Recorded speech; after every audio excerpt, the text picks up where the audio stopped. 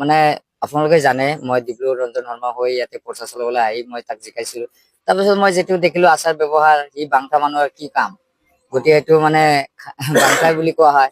গতিকে তেওঁ মানে ঘৰ বেলেগ ঠাইত, আৰু ইয়াতে এখন আমি যিখিনি প্ৰতিশ্ৰুতি দিছিলে সেইখিনি কথা ৰখা নাই। গতিকে নৰখাৰ কাৰণে এইবাৰ বিদায় দিয়া হ'ব। গতিকে সেইজন মানুহ ভাল নহয়, এইটো ইতিমধ্যে আমি বুজি পাইছিলো। প্ৰথম আমি গম পোৱা নাছিলো। গতিকে বিদায় এইটো সিহঁতে এতিয়া মজিবুৰক লৈ আৰু কাক গুণ্ডা বাহিনী লৈ লৈ মানে মিটিং কৰিছে, অস্তিত্ব নাই। কাৰণ চব এটা কথা কৈছে নহয়, ব্যৱহাৰত মানুহৰ পৰিচয় বুলি কোৱা হৈছে। তাৰ যিখিনি ব্যৱহাৰ পাতি দেখুৱাইছে, এই গুণ্ডা কিয় ল'ব লাগে? গুণ্ডা লৈ প্ৰচাৰ চলাই মজিবুৰক লগাই দিছে, মজিবুৰৰ লগত গুণ্ডা বন্দা লগাই গৈছে আমাৰ লগত। গতিকে আমি বিচাৰিছো কি, আঞ্জুমান বেগম কি বিচাৰিছে? শান্তিৰ মাজত আমি চামাগুৰি ৰাইজে বা শিঙিবাৰীৰ জেডপিচিৰ আণ্ডাৰ ৰাইজে শান্তি বিচাৰিছে, আমি একেলগে। কিন্তু আগত এনেকুৱা পৰিবেশ দেখা আছিলো যে কংগ্ৰেছত যি ৰকিবুল মন্ত্ৰী আছিলে, মন্ত্ৰী থকাৰ সত্বেও একো কৰা নাই। আজি তেওঁ সমষ্টিত আহিব নোৱাৰে, আজি এনেকুৱা। গতিকে বেয়া মানুহে কিয়, ভাল কাম কৰিলে তো আহিলেহেঁতেন। আজি বেয়া মানুহৰ কাৰণে অহা নাই। কিন্তু ডিব্ৰু ৰঞ্জনৰ তেনেকুৱা হৈছে যে আমি তাক জিকাইছো, ইমান কষ্ট কৰিলো, তেখেতো আমাৰ ইয়াতে একো কৰা নাই।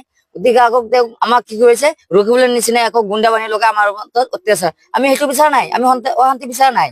গতিকে আমি শান্তিৰ মাজত জীয়াই থাকিবলৈ দিয়ক, আমি সেইটোৱে বিচাৰিছো। গতিকে সেইটো কাৰণে উন্নয়নটো দূৰৰ কথা, তেখেতে উন্নয়ন কৰিব নোৱাৰে, নামতে কৈ আছে বিজেপি চৰকাৰে কি কৰিব।